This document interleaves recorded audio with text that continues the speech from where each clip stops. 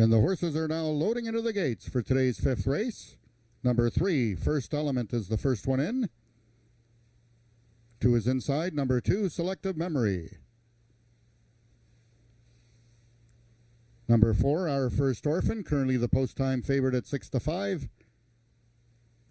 Number 5 is DD's Winner, trying to give Neil Husbands his second win of the afternoon. 6 is Fast Ferdinand, making his Ajax Downs debut, and from the inside stall, Rockin' Miss Kitty. They're at the post. And they're off. Rockin' Miss Kitty got out quickest of all. Second away in the center is First Element, and split between his Selective Memory. It's Rockin' Miss Kitty showing the way. Castillo goes to work on First Element, and he's trying to pick up some ground, and he does so. First Element and Rockin' Miss Kitty lay close from Our First Orphan. It's going to be Ramiro Sanchez Castillo with his second win of the afternoon on First Element. Place photo, Rockin' Miss Kitty and Our First Orphan.